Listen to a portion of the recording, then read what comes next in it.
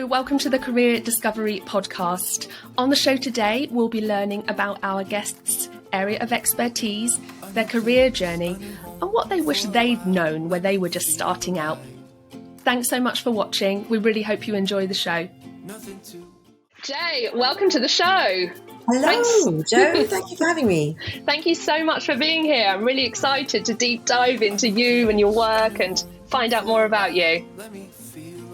Oh, I feel so privileged that you've invited me along to have this conversation with you. And thank you for setting up such an awesome podcast. Much needed.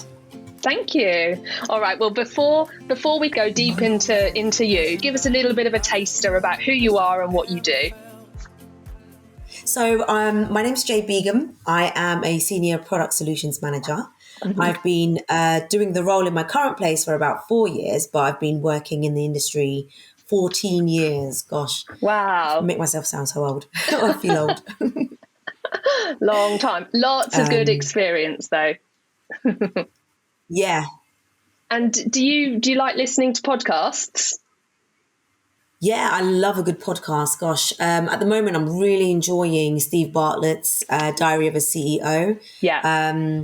It literally got me through lockdown, getting out of my head and hearing about other people's experiences, what they're going through and how they're running businesses, through a pandemic and coming out on top. So, yeah, it's always really nice to get other perspectives. Yeah. Oh, it's such a good show, isn't it? I can't quite remember when I discovered it. I think it was probably in maybe the second lockdown. And I listened to one episode and then I was like, right, let's go deep into this back catalogue.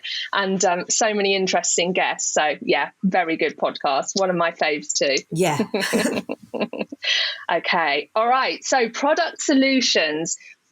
Friends, family, society always have misconceptions about what we do. So give us a sense of what your friends and family think you're doing all day.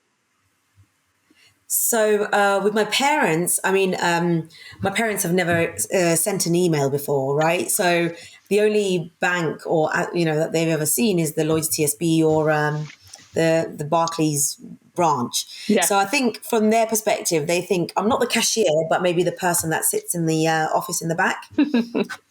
God knows what they think I'm doing in the back, but yeah.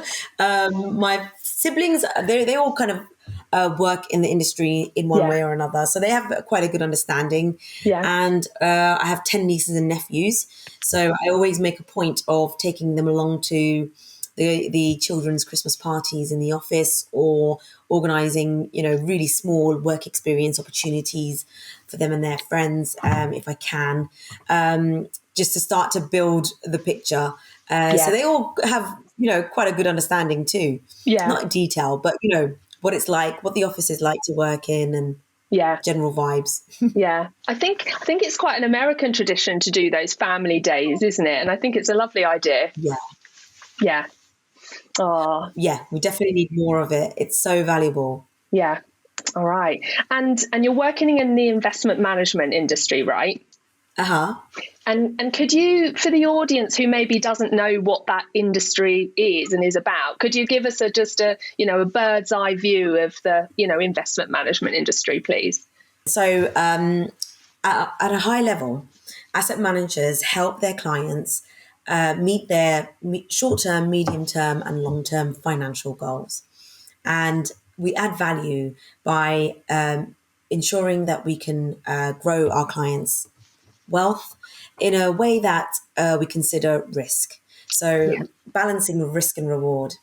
And the asset management business has many different functions. So you can you've got the portfolio managers who are deciding on the actual investments that are going to be going into a portfolio. You've also got the operations and implementation experts who will then go into the market, set up the fund and actually trade and everything that comes along with running the investments. You've got client services who work with the clients to understand their requirements, make sure that the funds are aligned with their objectives, but also just making sure their day-to-day is taken care of. The product specialists, they are structuring the funds. So they really need to understand what the market requires, i.e. what our clients need, where things are going, a forward-looking view, and then launching new types of funds that are more appropriate for our clients, lower cost, adding more value in different ways. So it's quite a creative function. Yeah. That's where I sit, and you've got marketing, which is a really important engine for an asset manager. It's something that we haven't really done well in the past, but there's a lot of focus in being able to communicate what we do effectively to our clients. Yeah. And technology, asset managers, we've also been quite late to adopt new and innovative tech. Yeah. So that's a massive area that's growing as well. Yeah. Wow, thanks so much for sharing that. It sounds really interesting. And from what I know about product solutions teams, they have a lot of interaction with other departments within the business. So if you're somebody that enjoys relationship management and stakeholder management, it can often be a great place to be. Yeah, absolutely. Yeah, I skipped sales. It was on my list. But that's Let's probably the not most forget the important salespeople. aspect.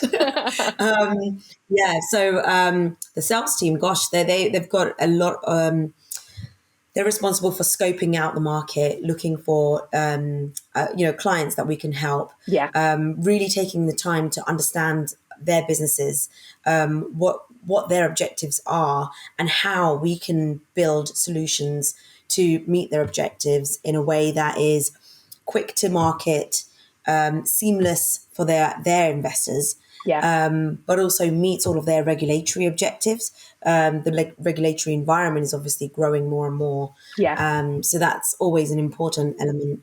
And, kind of having that honest conversation with the client when we have challenges. It's such an important part of that relationship management role. Yeah. So, bringing in the client, but also maintaining that relationship, so that our strategic partners are, very much working with us to build the solution that is built to last. Yeah.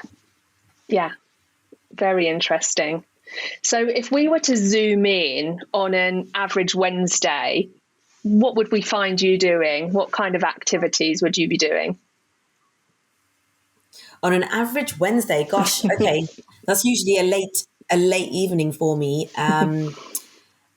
Because I've got in the evenings I work with my French client, so we're developing the existing technology that we've launched for them, enhancing it so that it caters to their future needs. Yeah. So the technology partner that we have is based in LA, Mm-hmm. and the client's in France, and I'm in London. So yeah, we have our 4:30 to 6:30 calls in the evening. But before that, I will be working with the sales teams very closely to make sure that any clients that are trying to buy our funds are able to do so in a seamless way. So usually working with them to iron out any issues that the clients are facing. On a typical Wednesday, we'll have check-in meetings with my team, just to check that everyone's priorities for the week are going okay and there's no fire alarms, fires that we need to put out. I'll also be having conversations with our compliance teams around regulatory changes. That's what we did today.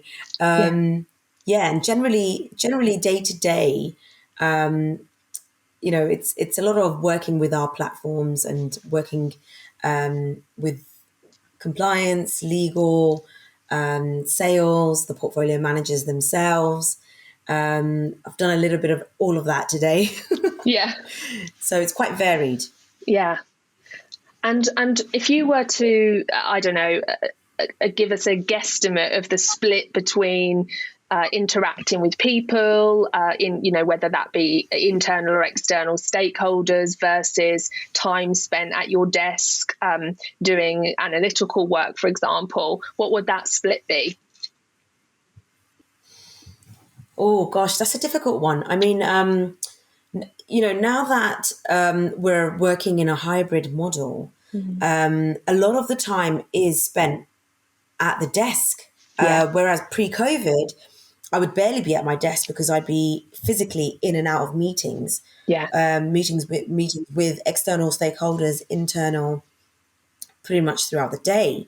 Now that we've, with hybrid, there's you've always got somebody who needs to be virtual because everybody's kind of very flexible. And so what I'm finding now is that everything's pretty much desk based. So Yeah. whether it's analytical or if it's, even if I'm in the office, Yeah. I'm still, on Zoom or Teams, having client calls with external, stakeholders as well, at the desk. So in terms of being out, meeting clients, I'm not doing that so much. Yeah. So, I would say with COVID, things have definitely swung in favor of, sitting at your desk a lot more. Yeah. When, that comes with its pros and cons. In terms of analytical work, I would say that in my role, there's not much analytical role that is required because Mm-hmm. the portfolio managers, and their operations team, are doing quite a lot of the analysis that's required. Yeah. A lot of my stuff is project management, stakeholder management, making sure that people need to know about changes that are coming, before they're here. Yeah. Preparing, planning change activity. Yeah. So, like, for example, today, for one of our clients, we need to review and amend their strategic asset allocation. Yeah. It's a strategic partner and they have a customized portfolio. And because our capital market assumptions have changed, we now need to, reflect that in their strategic asset allocation. Mm-hmm. And so today, I was coordinating between the portfolio manager, the client, the relationship management team, and agreeing a timeline, by which we will have internally decided what the new strategic asset allocation will be. Yeah. When are we going to communicate that to the client? Yeah. Making sure that they have enough time to then send the information to their custodian who needs to then implement. Yeah. So there's a lot of project management around understanding the flow of work. What does Yeah. it take to implement a change activity? Yeah. Understanding all of the pieces, that are required, time taken for each piece, and helping the client understand how the timeline will work out so that they can then feed up to their board and say, yes, we're doing a strategic asset allocation change on the 1st of November Yeah. and everything's in hand. So giving, by understanding your client, their needs, what it does is it helps me, manage our internal stakeholders and give our clients and their board members comfort. Yeah. Which that's how I look to add value Yeah. in my role, on a day to day, basically. Yeah. And then on a monthly, quarterly, we review our performance for their portfolios, Mm-hmm. and of course that's the high level objective to make Yeah. sure we're consistently adding value on the performance perspective. Oh, great. And are you using any specialist tools or programs to do the desk-based work? Yeah. So I would say that in my role, the most common tools that I'm using is literally, Excel, Outlook, Yeah. Word, PowerPoint for presentations, Yeah.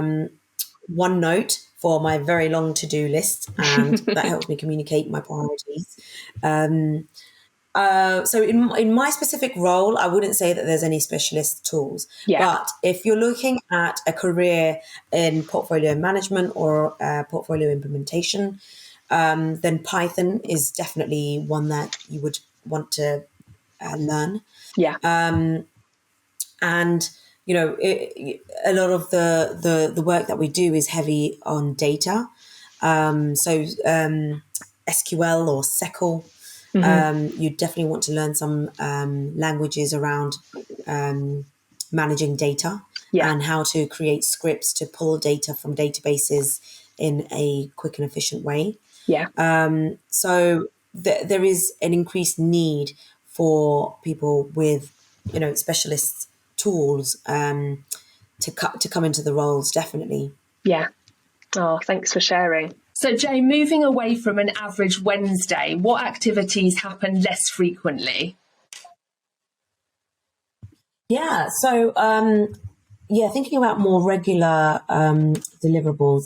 So, on a monthly basis, I would, start the month off with my reports for the clients. That's usually where I would send out their flow data, how much AUM they've had coming into our funds, and that helps them understand their business, what's working well, what isn't working well, and subscriptions and redemptions, understand the flow better. I also would host operational review sessions with some clients to just give them comfort that we are overseeing their activity with us. Give them comfort that there's been no trading errors, and just kind of make sure that they're aware that we're working on any other projects that they've got going on with us. Give them updates, that kind of thing. On a quarterly basis, I would internally host operational working groups or committees where we for senior managers to get together and oversee all of our operational activities in the business. It's a point of escalation for any issues, challenges. It's also a decision-making forum. So it's an important part of our quarterly oversight duties.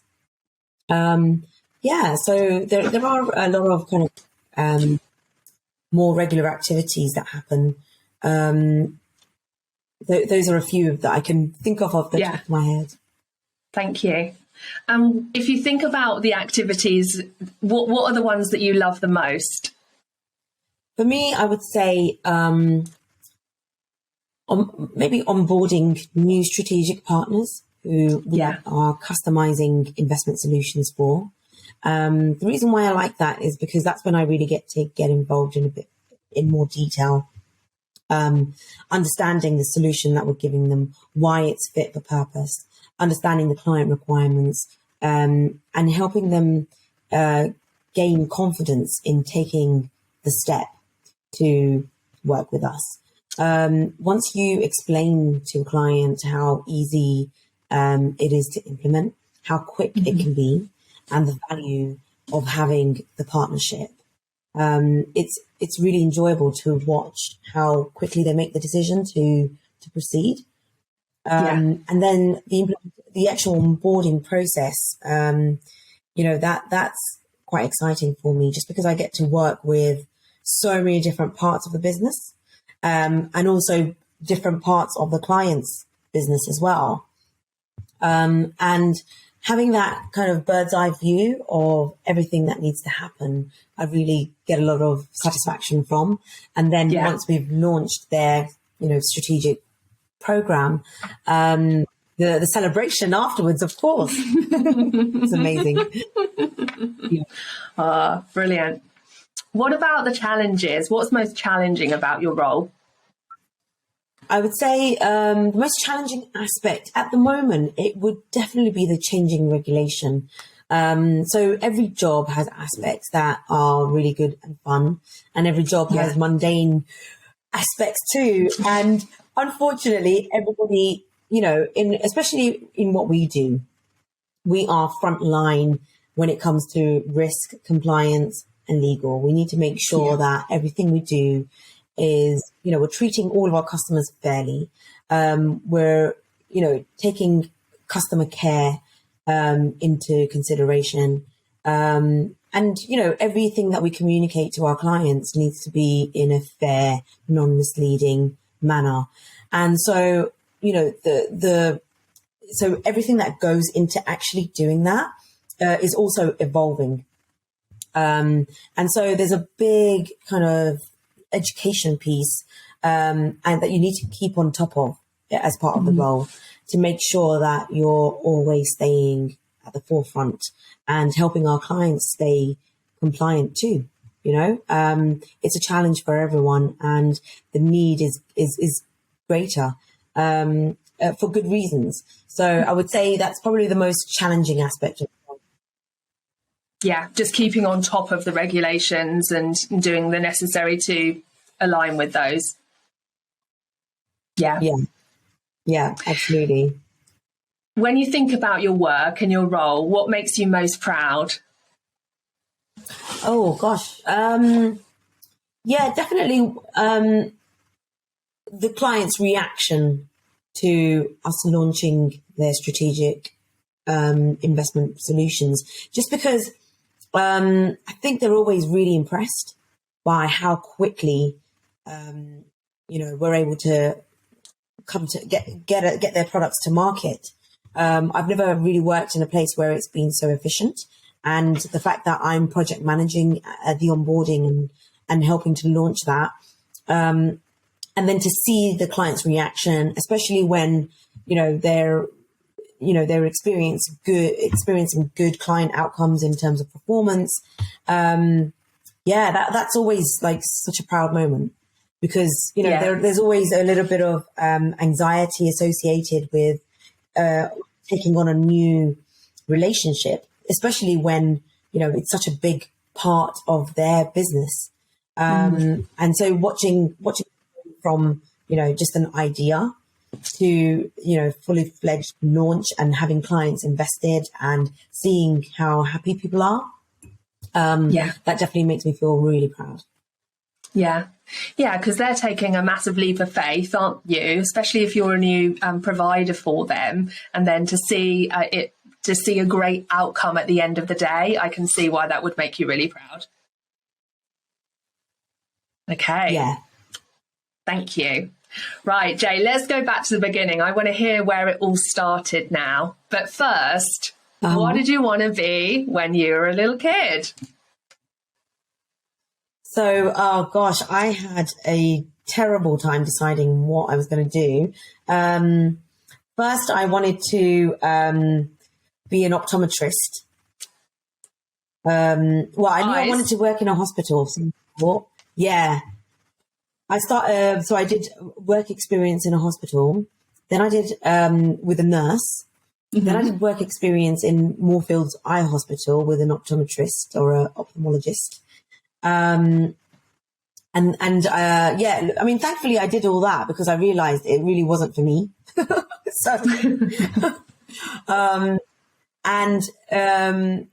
by then I had already started, my A-levels in chemistry, biology, and I did economics and business because I wasn't sure. So it was like, I was always just not sure. Yeah. So that's how it happened. And then I ended up doing a degree in biochemistry, which was fascinating, and I would not take it back. But for a long time, I just realized that I was really interested in a subject, but I knew that I didn't want to work in the field or do anything with it. So there was a lot of competing, kind of objectives, the desire to learn versus the desire to also figure out what the hell I want to do. And it wasn't easy. Yeah. And what inspired the love of, you might have to say it for me again. What inspired the love of the eyes, Jay? I think that it was, for me, a specialism that, I just thought was really fascinating when I learned about the eyes, and the fact that, you can use stem cells to regenerate parts of the eyes. I loved the idea of, stem cell research, firstly. And secondly, I don't know why, the eyes are just fascinating me.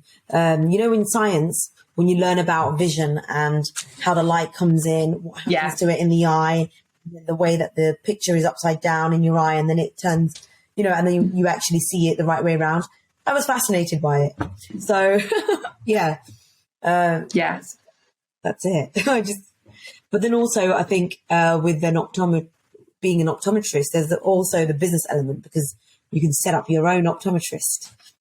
So for me, the two pieces that I was always interested in, the sciences, the, economics and business, could come together in a way that was, harmonious, potentially. Yeah.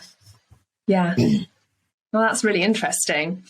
And so when you left uni, having done your biochemistry degree, what happened next? So, I still wasn't ready to give it up, the idea of a healthcare profession. So I looked further into working for a pharmacologist, in pharmacology, for like GSK, GlaxoSmithKline. And I just didn't like the way the animal testing, to be honest with you. I met some people who did research, and they were either in a lab, doing very mundane tasks, which were really small pieces of a much larger project, or they were involved in animal testing. And, for working in pharmacology, taking a drug from, an idea to market is 15 years. And wow. That's too slow for me. I need projects that I can control. I determine the outcome, and I feel the reward from, seeing to the end. Yeah. Yeah. 15 years is a long time, but I guess rightly so when it comes to drugs, right? Yeah. Exactly. So then what happened? You decided that perhaps wasn't the path for you. So how did you figure out what was the path in those early years? Yeah. So I decided, I've given healthcare plenty of chances, and it's just not for me. And by then I just graduated, and so I decided that I would look for ways to.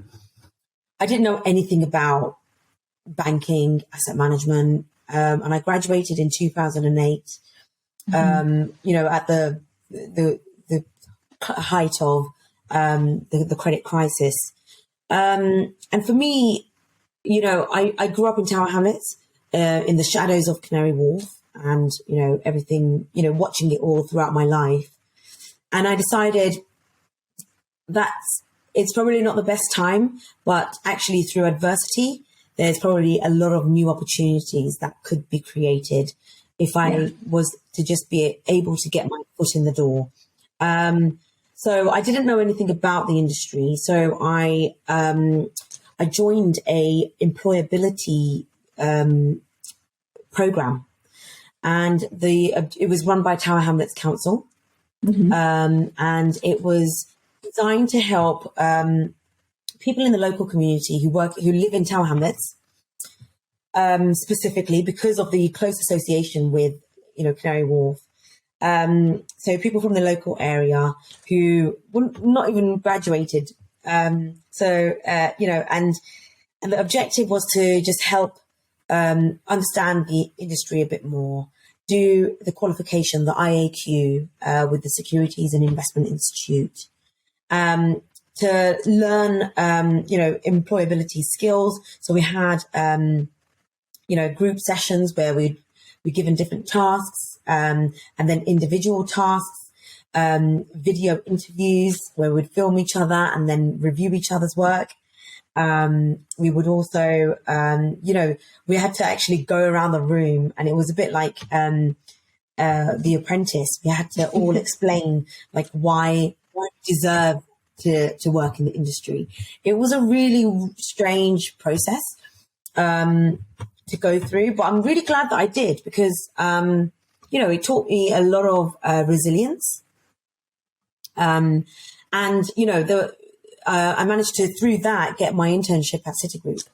And so, there were 60 of us in the program, and there were 11 internship opportunities, which were only 1 month unpaid internship. Yeah. So, not even that fantastic when you think about it now. But back then, in 2008, at the height of the credit crunch, you're going to take whatever you can get. And I was fortunate enough to get one of the 11 internships. And from the 11 internships, they had 3 jobs. And luckily, I got one of the 3 jobs as well. And that's how I started working in the industry. That's how I got my foot in the door. It was a really good time because, soon after there was the 2-year recruitment freeze. And so, just having my foot in the door meant that I could start my learning process, learning about what does everyone do. Yes, I've got my job in operations. I started in operations, but, I spent 5 years there learning about manager research. What does an equity researcher do? What does a portfolio manager do? The different parts of the business, how do they work? And then in my team, what do our clients want? How can we make things better for them? And so I rolled out a whole process for client onboarding there, which took me out of the scope of my role. But I really enjoy doing that because then I'm always learning ways that I can add value from different perspectives. So yeah, it was a really good way to get into the industry, I would say. Yeah, well, that sounds like a great organisation, and amazing that you you secured one of those few places, and then went on to secure the one of the jobs. So that's a massive testament to you. Well done.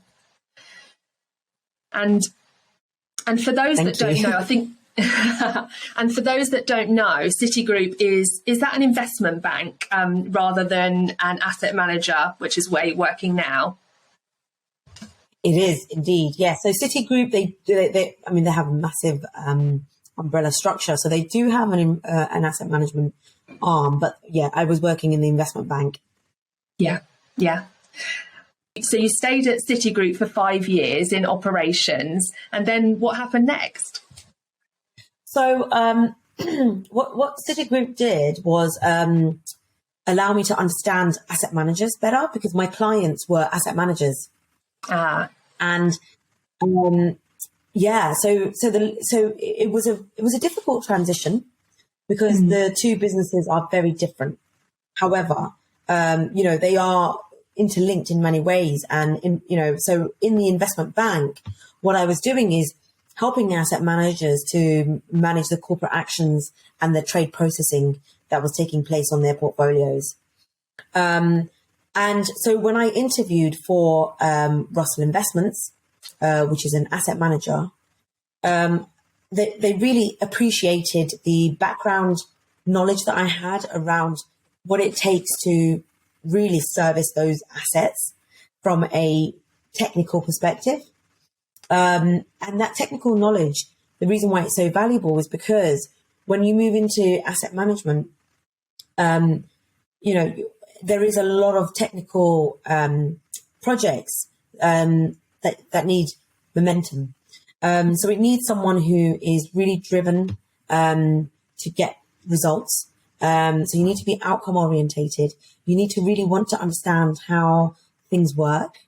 And you need to be a people person to be able to get people to, teams that don't report to you to want to help you to complete your change activity. So I think that, the jump was really good for me. I literally went from, the middle office working in operations to the investment team.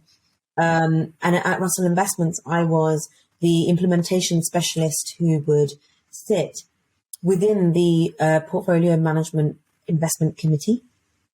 And that was fascinating because I finally got to hear portfolio managers debating their best thinking around changes that they want to make in the portfolios, holding each other to account. Why do you want to make the changes?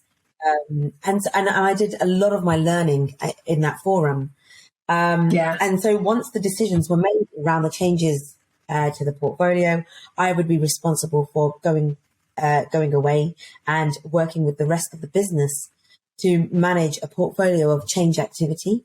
And so every week I would host my implementation calls, and I'd have representation there from operations, legal, compliance, the portfolio implementation team, and anyone else that I needed to go through all of the different activity that were taking place on all of our funds across EMEA, so Europe, Asia, Africa.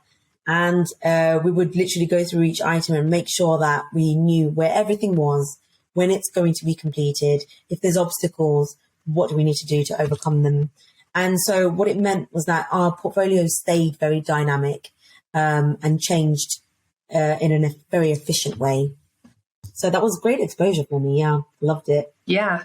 Yeah, it sounds like a real privilege to be part of that committee. And like you say, learning from all those inspiring people. And one of the things that I just wanted to pick up on from your time at Citigroup is you talked about getting involved in other projects and finding other ways to add value. And I think that can be a really great way of not only exploring other, opportunities within a company to see if those are a good match for you, but it can also be a way of showcasing your skills and your knowledge to other people in other departments, right? Yeah, absolutely. I would say that transferable skills is key. I mean, having done a degree in biochemistry, everything I know is on the job learning. I've done my investment management certificate, which is a professional qualification that I need to get in order to do my job. However, I would say that most of my learning is definitely on the job.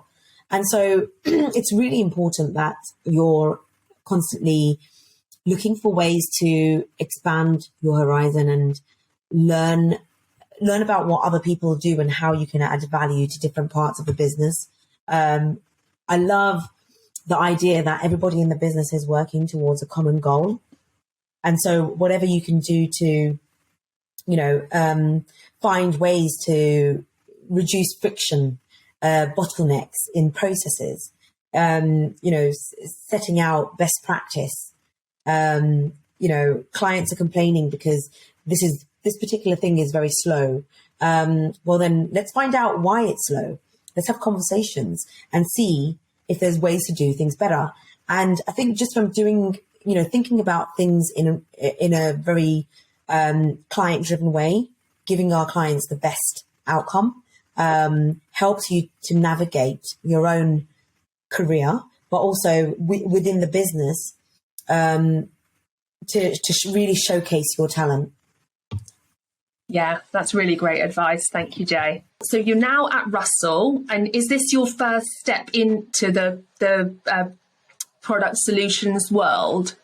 So it's actually my second step. At Russell Investments, I had two jobs. I was working as the implementation specialist in the investment committee.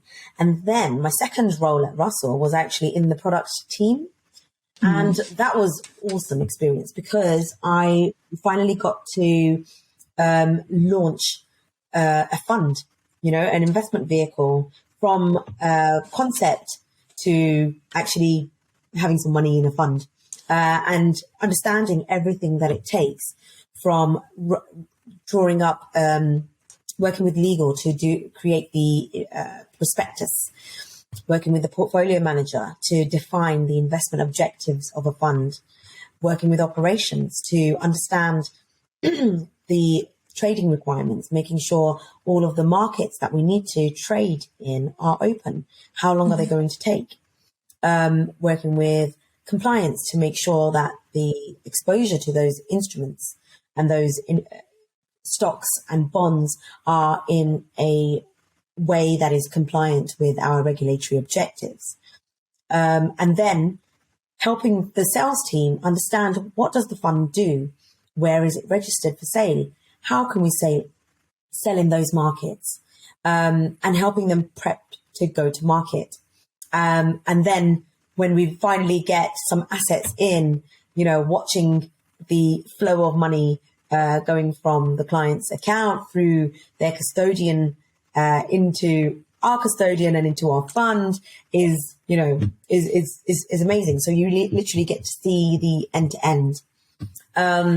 So now here at SEI Investments, my role is kind of a lot more broad in the sense that I'm no longer launching the products, but launching the funds, but I'm actually now structuring the funds in a way that our clients can access them in a more efficient manner. So what that means is we stack the funds. So you get equity funds, fixed income funds, and alternative funds in different proportions. And, that's now the investment solution. And so it's about it's about model management now. It's different, but it's also a very interesting and growing area. So I try to just stay very adaptable and, expand my knowledge in any way I can. So it's still product, but I would say that now I've got product, client services. I do operations. I also work on technology development. And yeah, so, and then I go on some pitches and actually pitch here and there. So that's why I love my role right now, the versatility around what I get involved in. Yeah, and it must be a real privilege to be able to see the impact you're having for your clients and then ultimately their clients. Yeah, absolutely. Yeah. And I think with the broad exposure that I've had in my career so far, what I get reward from is being able to give my clients comfort that they're in good hands, and they can then give comfort to their clients, that they're also in good hands. And that's really rewarding. Yeah, great. So when you look back on this career journey from biochemistry student to where you are now, tell us about the highs or what went well on that journey. There's been a lot of things that have gone really well. So at Citigroup, I met my best friends. It's one of those places. I think operations, like the vibe in an operations department is unrivaled, because the volumes are really high. The working culture is very tough. You need to be very resilient and develop your backbone there. And through that tough work, you make the most incredible bonds with people. And so, some of my best friends are from my Citigroup days. And then coming into Russell Investments, I would say the highs there was definitely just the fact that I never thought I would be privileged enough to work with so many talented portfolio managers. Even, working with such great quality HR, specialists, compliance experts, working with that caliber of skill set, it really helped me develop my own personal style and brand, and the way that I present myself by working with that great caliber of people. And then at SEI Investments, I was able to kind of take that confidence that I've got from watching other people and how they do things, and taking my own style and then really adding value by then doing really innovative things around technology and, and kind of adding my own flavor to the way that I develop, processes, the whole onboarding program, the way I'm, structuring new programs. So, so I would say there's a lot of highlights. Each place teaches you a different thing about people, work, and also yourself. Yeah, thank you. And what about the most challenging parts of the journey, or any, limiting beliefs you had to overcome, or any failures? Yeah, I mean, definitely. I think you always come in with an element of, I don't know what I'm doing, and, imposter syndrome, which I think a lot of people get, whether it doesn't matter who you are, at some point, it feels like you probably are, in a position where you are probably not comfortable that you know enough to be there. And and so that was a real limiting belief for me, because I felt like I didn't deserve to be there, or I'm winging it, or, I don't know enough. And I think that's what I've come to learn, is that those moments where you feel like that, there's a real value in those, because it means that you're being stretched in a way, in a good way, in a way that you're going to learn. And that learning curve might be very, very steep. However, the more that you're able to just, take it on, and just do your best, what you realize is that people around you are human, and they will understand that you are young, coming into a new industry, and everybody has had to learn on the job. And so there is a lot of grace, which I was really, really grateful to have.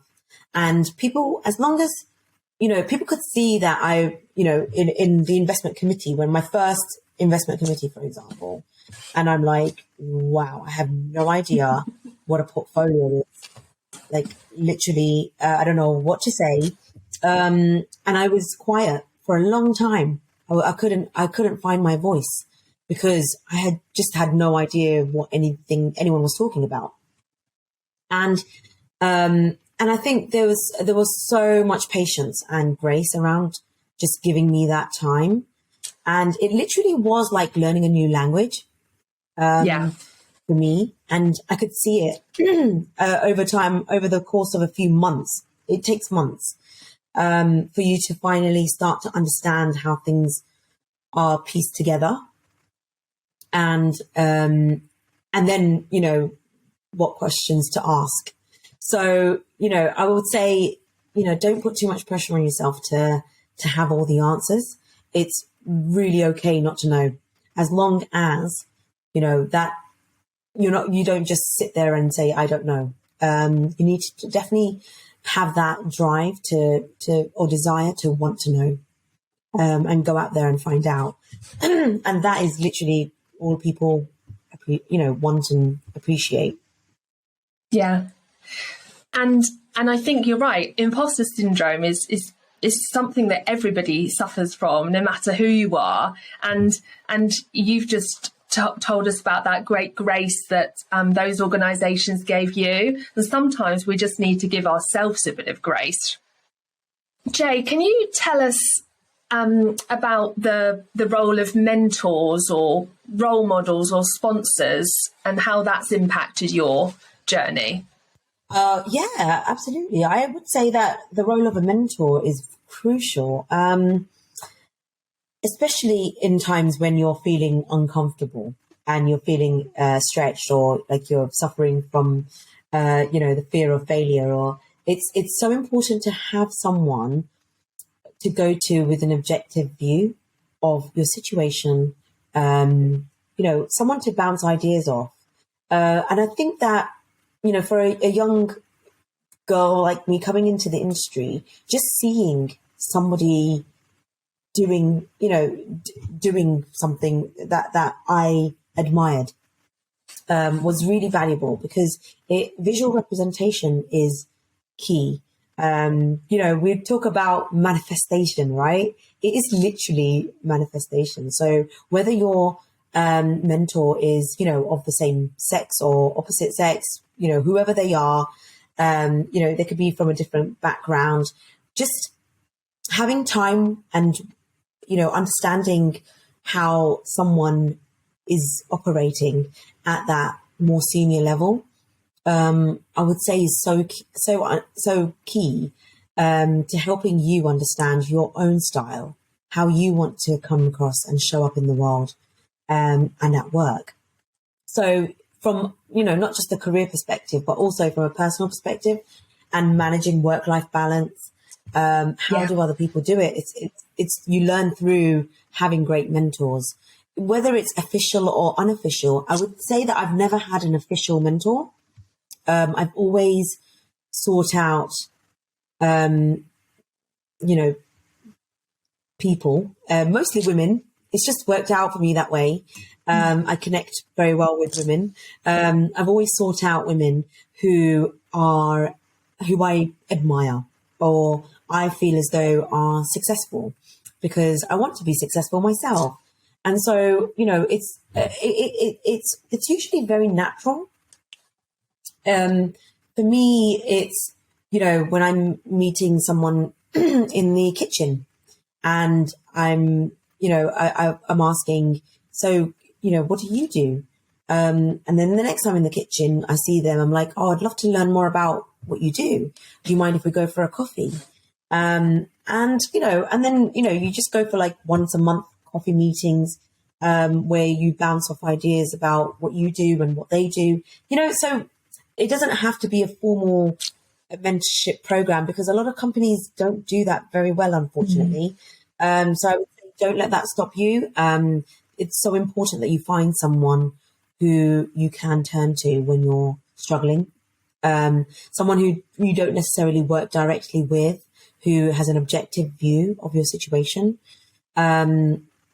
And it doesn't have to be within your company. It could be in a different organization.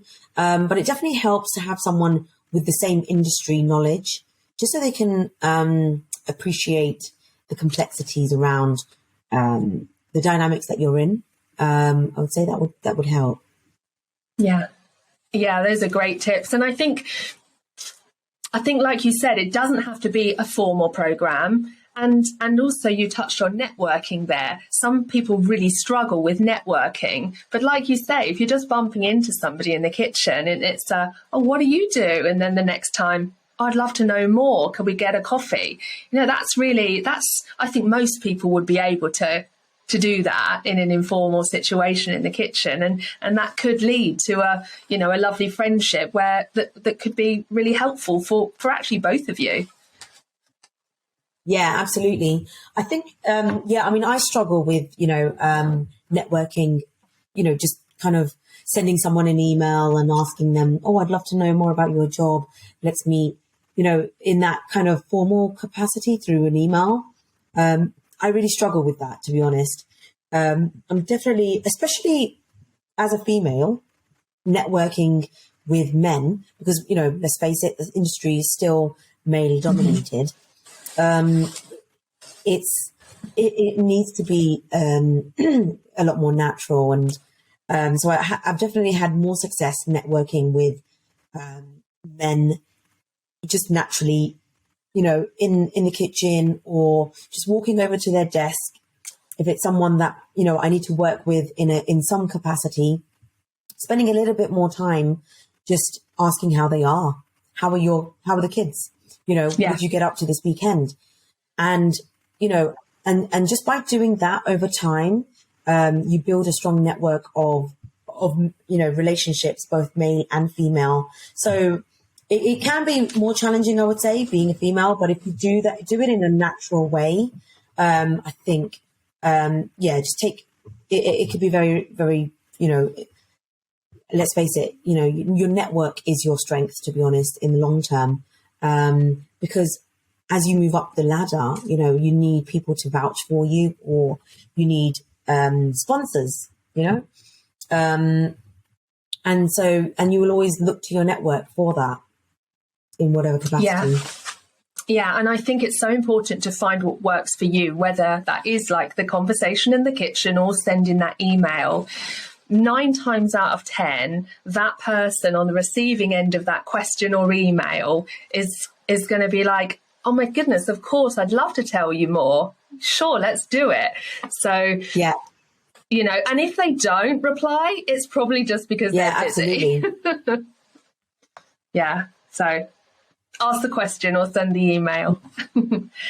I mean, I've never had anyone, turn me down for a coffee meeting to discuss, just general conversation, get to know each other, find out what we do, that kind of thing. So yeah, no one is going to say no. Yeah. You're right. So for people who are interested in product solutions as a potential career, what would you say is, I guess, essential or helpful education or training? So I would say definitely the investment management certificate, only because that one is a regulatory requirement for people who are in certain level position to be able to do your role effectively, the FCA has asked that we do the IMC as a minimum requirement. So I would say definitely aiming towards getting that, and also that qualification, what it teaches you about the industry at very high level, is very valuable. So I loved doing that one. And then the other qualifications, I mean, there's nothing else that's very prescriptive. It's very much, I would say, doing courses that help you do your job better is the way to what to focus on. So if you're going, as a product solutions specialist, I do presentations for clients sometimes, for internal stakeholders, for management. So presenting skills, it would be an online course, through LinkedIn Learning and Development team within my company that I would do. So, or I would do, I love doing courses like how to have direct conversations or unconscious biases. So a lot of these are soft skills, which I think are so important to set yourself up, because we all come in with our own perspectives, and at the end of the day, it's a people business. And the more we can understand each other, the more you will succeed. So as a foundation, I would just understand, what skills you need to do your job very well and focus on that. And then later on, you can think about what does it take to make me more credible in my job? And you may wish to do the Chartered Financial Analyst qualification through the CFA Institute, which is very valuable.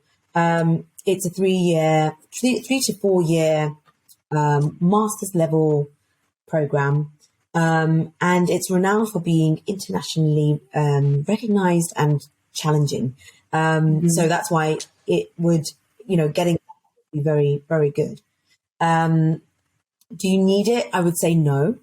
But will it help you succeed, develop your career further, and get more from your career? Definitely. So yeah, that's one that I would consider doing. The CFA Institute, they do a lot of interesting courses. They also do one on ESG, environmental, social and governance, which is around sustainable investing. That's a theme that is going to become more and more popular in the industry. A lot of changes. So I would definitely think about maybe doing a sustainable investing course. And maybe a project management course. It's not essential, honestly. It's not. I haven't done it. I haven't felt the need to. I've been effective in my job without it. So to be a really good product solutions manager, it really is learning on the job and doing the courses that will enable you to do your job effectively. Oh, that's really helpful. Thank you. And I think it would be great. What we'll do is we'll include links to some of those courses. So people, even if they're not going to do them now, they can start to have a feel of what would be involved if they wanted to do those things in the future. Jay, you touched on soft skills, which I think sometimes they're thought of as less than the technical skills, but to your point, they're so important, especially when it comes to leadership and teamwork and actually being able to navigate organizations. So what soft skills do you think are important in product solutions? In product solutions specifically, I would say you need to really want to drive results. And and that means that you need to encourage or empower people around the business to want to help you succeed in delivering whatever it is that you need to do for the client. Now, that you're working with very different people. So there is a real skill around bringing people along the journey, understanding how different people work, how to communicate what it is that you're trying to do to each person in a tailored way, such that they will feel engaged with your outcome and want to help you. So a lot of the soft skills are around influencing, coordinating people, making sure people are in the loop. Communication has to be your number one. Yeah. Communication has to be number one. Being organized, number two. And then I would say the third one is, like wanting to drive results. You have to be result driven. Because it is a deadline driven environment in the day. Yeah. And you make a good point, because those people that you need to influence to engage in the project, they may have 10 other projects happening, right? Or different priorities as part of their role too. So, I can see why relationship management and influence and persuasion skills are so important there. Yeah, absolutely. Yeah. And the more you can influence and persuade, and do that with self-assurance, the more you will succeed, definitely. It is such a powerful kind of trio of skills, that whatever it is that you want to do, or change that you want to roll out, or a new product idea, the more you can influence, persuade with self-assurance, the more you are likely to be able to get the backing, get the money that you need to be able to roll out a new technology solution or whatever it is that you want to do. It's very important. The power three, the power trio. The power trio. The power trio. Really. So for anybody thinking they're ready to find out more, where could they find out more, apart from looking at those courses we mentioned? Where could they find out more about product solutions as a job? There's a lot of recruitment agencies that specialize in asset management, and what they do is publish, industry-wide, career and role specifications. So that's a good place. And also, like, just giving them a call and kind of asking questions about the industry.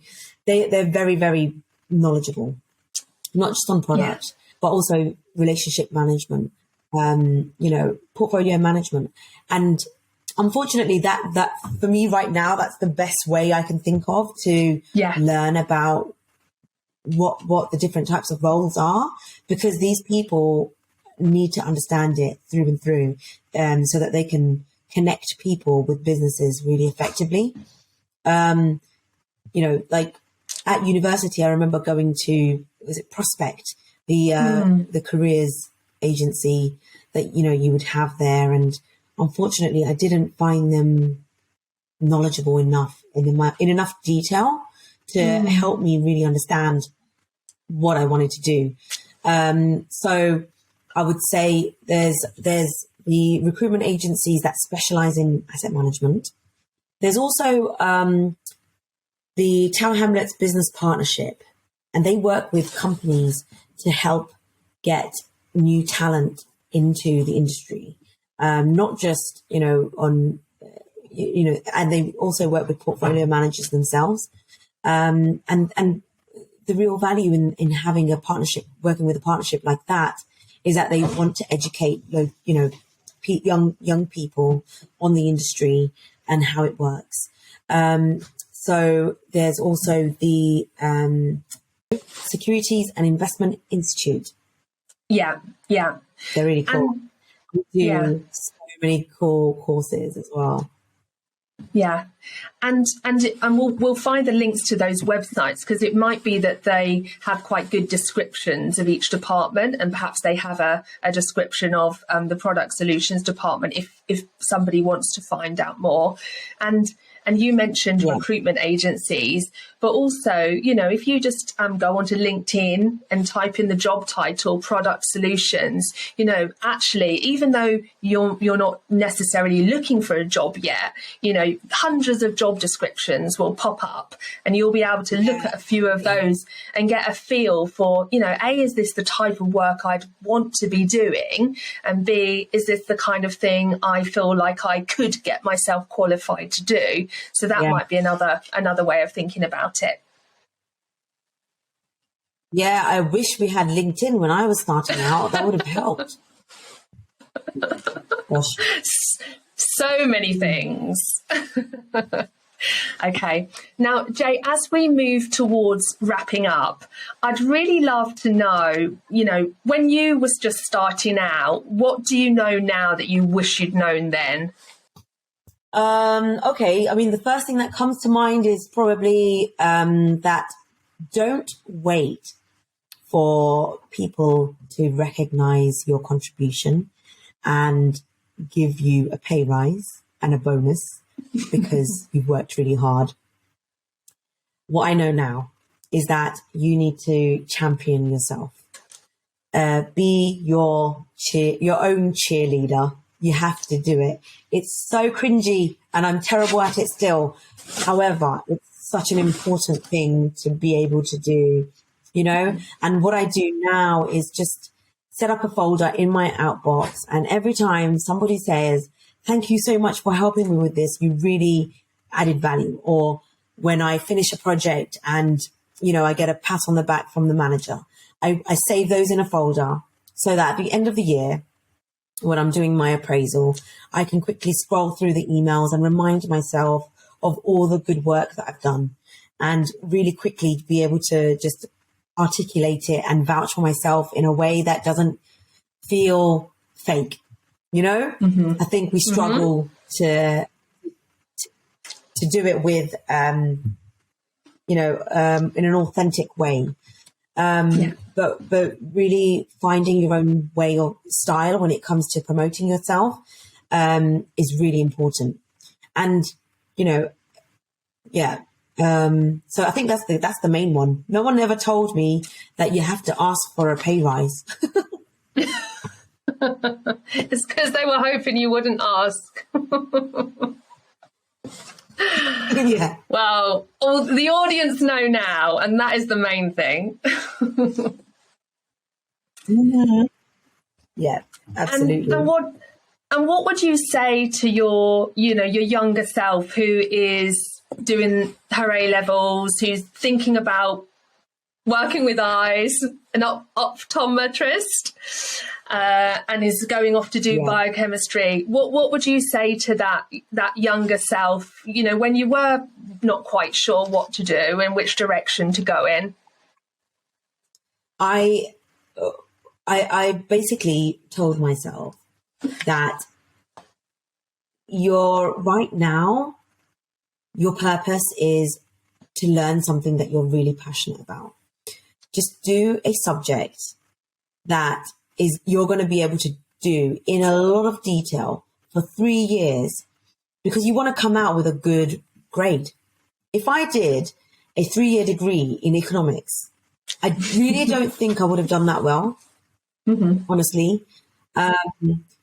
But because I did a degree in biochemistry, which was a subject that I was just naturally really interested in, I was able to sit there day in, day out and do what it takes to get to the end. So at the time, I just told myself, you're studying biochemistry because it's a subject that you're really interested in. And while you're studying that, you will also have a think about what jobs you want to do. And with a goal that by the end of the 3 years, you will have decided what industry at least that you want to be in. So I really didn't put much pressure on myself to figure out the exact role because I didn't know what asset management was. I didn't know what investment banking, what it took, what the different roles were, or accountancy, insurance. What do any of these actually mean? So I really didn't put pressure on myself. I just decided that once I graduate, I'll pick an industry and I would get my foot in the door. And when I'm there, then I'll figure out what people do and where I see myself. Because otherwise, how am I going to ever visualize where I want to be, you know? Now, if you can give yourself comfort that that journey is worthwhile taking and the patience that requires, then that can really work for you. We've got a lot more access, you know, as you pointed out, Joe, to LinkedIn and information on different jobs and what they entail. And so, you know, with that access, maybe I would have done some, you know, things differently. But in hindsight, you know, just being able to give yourself that freedom to just learn and stay young a little bit longer was really nice. Yeah. Yeah, there's plenty of time that we're going to be working for 40, 45, probably 50 years in the future. So I think that's really great advice. You know, choose a subject that you enjoy and that you can be passionate about and you can throw yourself into the study of and then do well. Yeah, absolutely. And enjoy the process of learning, you know, a new subject in such a degree. You're at the forefront of change, you know, when you're studying biochem at, you know, at university level, you really are learning from the best. Yeah. Jay, have you got an inspirational quote or expression that helps you stay on track in life? For me, in life, oh gosh, there's a few that I really like. My brother always told me that you should hope for the best, but prepare for the worst. Mm-hmm. And that doesn't mean be a pessimist and always, you know, always think about the worst outcome. Or, you know, we should always hope that things will work out, but just make sure that you're preparing for a situation where things don't go your way, a plan B. And I think that's, you know, definitely helped me out in a lot of situations.